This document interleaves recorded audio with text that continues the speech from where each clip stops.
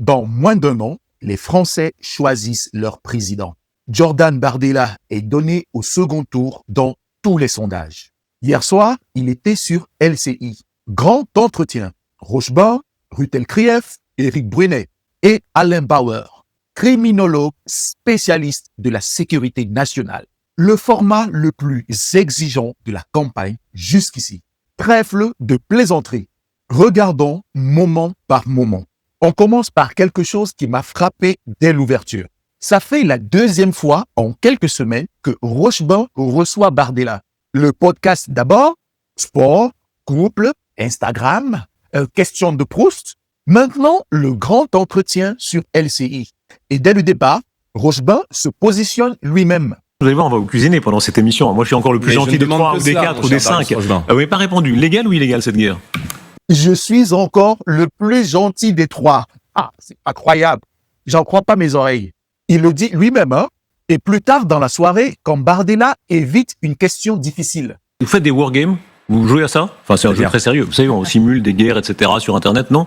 Non, Ah bah vous êtes. Vous faites ça vous? Bah j'essaye. Et vous allez voir Alain Bauer tout à l'heure. Alain Bauer, attendez, suspense. Il va vous soumettre. Regardez, il est là qui attend. C'est le bon professeur Bauer qui vous attend. Rochebin encore invité chez Bardella. Ou Bardella encore invité chez Rochebin. Je sais plus qui invite qui, hein. Décidément, Darius a l'air d'apprécier le petit Jordan. Ils ne peuvent plus se quitter, ces deux-là. La première vraie question de la soirée, c'est l'Iran. Trump a frappé sans mandat de l'ONU. Légal ou illégal?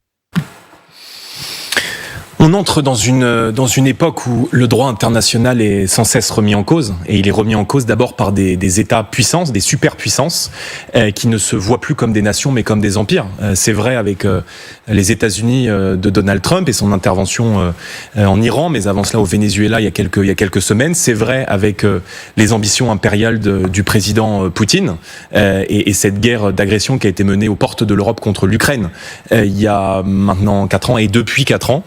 Et c'est vrai avec la tentation de la Chine de s'emparer de Taïwan. Donc on va dans un monde qui est un monde de force.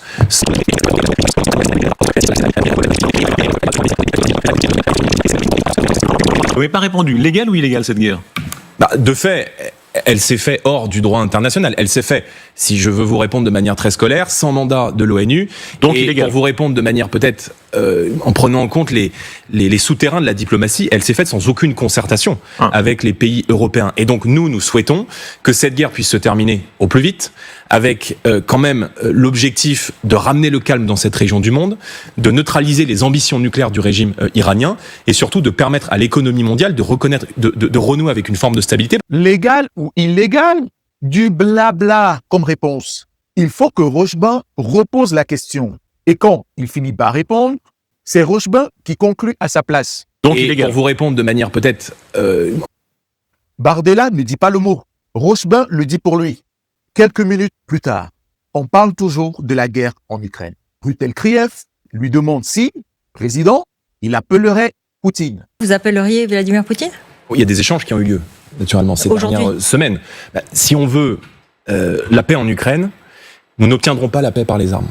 Voilà. Il faut que, d'abord, le président Poutine comprenne qu'il n'a rien à tirer et qu'il n'a rien à gagner de cette guerre.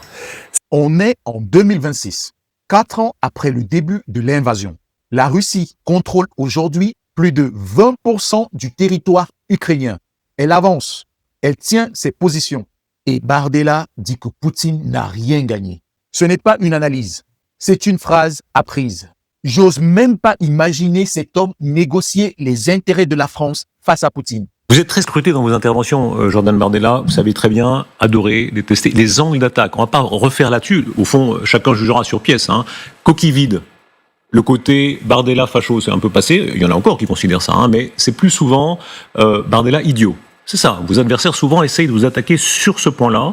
En laissant de côté l'aspect polémique. Moi, j'étais frappé du mot que vous utilisiez.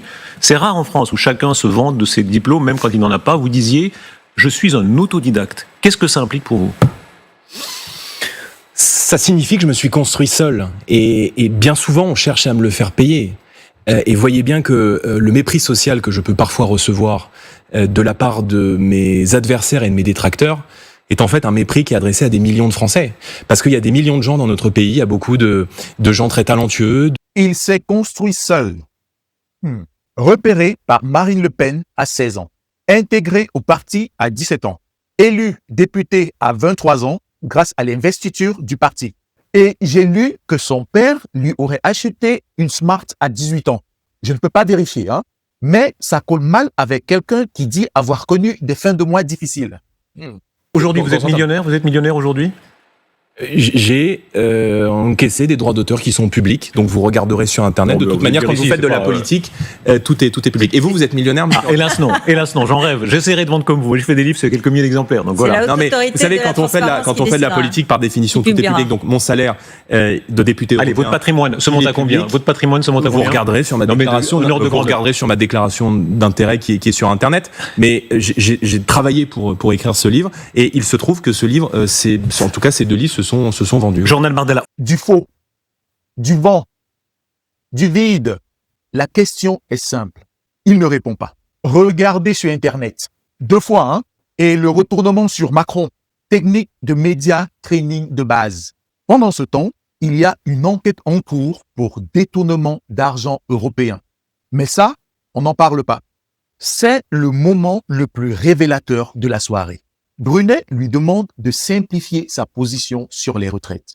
Un chiffre, une direction, clairement. Parlez-moi comme si j'avais 12 ans. Très bien. D'abord, je vais vous dire que vous avez peu de chance d'avoir une retraite dans l'état actuel de l'économie française, 12 ans. Donc, ce que je dis, c'est que nous allons tout faire pour recréer de l'activité économique et pour faire en sorte que, notamment, les jeunes rentrent plus tôt sur le marché du travail et éventuellement que les entreprises arrêtent de se séparer d'un certain nombre de gens au motif qu'ils ont passé la soixantaine d'années.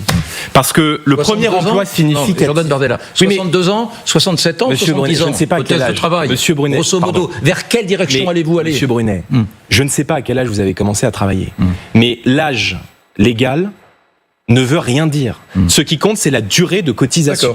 Donc, nous sommes en train de faire des projections, nous travaillons à un modèle qui soit juste. Il ne peut pas donner un chiffre. Brunet lui tend la perche.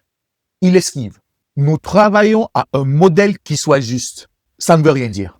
Brunet insiste. Est-ce que vous n'avez pas, vous, alors que vous êtes dans l'opposition, apprécié d'une façon un peu rapide ce problème ultra complexe des retraites ? Et qu'aujourd'hui, finalement, alors que vous êtes en passe de peut-être gouverner la France, vous vous dites « Ouh là là, c'était très compliqué, les solutions un peu populistes qu'on avait apportées, les réponses qu'on avait apportées à ce problème complexe étaient peut-être un tantinet simple. Finalement, on revoit un peu notre copie discrètement, etc. » On a un peu le sentiment, nous les journalistes, que c'est ce qui se passe. C'est-à-dire que vous aviez apporté des réponses un peu définitives et rapides, et aujourd'hui vous vous dites bon, on est en train de recalibrer les choses parce que c'est plus complexe. Et c'est pas déshonorant de le dire, C'est pas déshonorant de dire bon, c'est plus compliqué qu'on ne le pensait. Vous m'avez demandé de vous parler comme un enfant de 12 ans. Oui. Sauf votre respect, je vais quand même vous rappeler que le monde a changé depuis 2017. Et que la France a 1200 milliards d'euros de dettes supplémentaires. Et que les taux d'intérêt qui étaient à 1% sont aujourd'hui entre 3 et 4%. Toujours pas de chiffres. Le vide en personne. Il récite les éléments de langage qu'il a appris par cœur, mais il est incapable de développer une réflexion, une vision, quelque chose de concret. Sur l'immigration, il tient mieux. C'est son terrain. Mais regardez quand même ce qui se passe quand Rochebain pousse sur les détails. La nationalité française s'hérite ou se mérite. Et donc nous considérons qu'elle peut s'obtenir si vous êtes étranger, par le respect de tout un tas de critères et par l'obtention favorable d'une demande de naturalisation. Est-ce que ça veut dire que cette naturalisation comprendra, et vous avez raison de le dire, ça se fait dans d'autres pays, un certain nombre de tests, même pour l'enfant né en France de parents... Absolument. Un certain nombre de tests, genre chanter la Marseillaise, quoi d'autre, qui est Clémenceau, qui est Jaurès, oui, maîtriser, non mais culture générale française. Oui, c'est pas moi qui ferai le test. On donnera en tout cas les objectifs et les orientations. Mais il s'agira de maîtriser l'essentiel de ce qu'est la France. D'abord, de parler la langue française. Peut-être d'avoir un contrat de travail en France ou d'avoir un motif légitime pour aspirer à cette nationalité française. Sans contrat de travail, on pourrait être privé de la possibilité de devenir français. Et peut-être de ne pas avoir de casier judiciaire. Parce que la nationalité française est quelque chose qui doit retrouver une valeur sacrée dans l'esprit français, mais aussi dans l'esprit de nos institutions. Et donc, nous supprimons le droit du sol. Exemple, je vous donne un Nous exemple. expulserons, par exemple, dans ce référendum, de manière systématique, les délinquants et criminels étrangers. Attendez, ce droit du sol. Par exemple, en Allemagne, ils demandent aux naturalisés de considérer l'histoire, de dire à quel point la Shoah, l'enseignement de la Shoah, ça ferait partie, par exemple, du fait de connaître l'histoire de l'Europe. Oui, vous savez que c'est déjà le cas aujourd'hui. Lorsque vous faites une demande de naturalisation, vous devez déjà répondre à un certain nombre de critères. Et donc ces critères, ils seront renforcés si nécessaire. Mais la nationalité française n'est pas un spéculoos qu'on offre avec le café.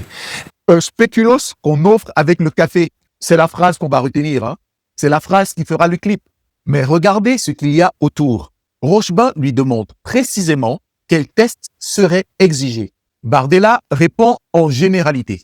La nationalité n'est pas un spéculoos. Bon, mémorisé. Vide. Il récite ce qu'il a appris. Le costume est trop grand pour lui. Si vous pensez que ce type de décryptage est utile, abonnez-vous, likez, commentez et partagez. Et si vous êtes déjà abonné, il y a un bouton hype sous la vidéo. Ça m'aide à toucher plus de monde dans les 7 jours après la publication. Ça prend 2 secondes et ça change vraiment quelque chose. Conclusion. Ce qui me frappe, au fond, c'est pas Bardella. C'est qu'on est en 2026, à 1 an de la présidentielle. Et le candidat donné au second tour répond « Regardez sur Internet quand on lui demande son patrimoine. » Dit « Poutine n'a rien gagné en 2026. » Ne peut pas donner un chiffre sur les retraites après des années dans l'opposition. Je serais capable de voter pour Mélenchon même si je ne l'avais jamais fait. Le costume est trop grand. Trêfle de plaisanterie. À très bientôt.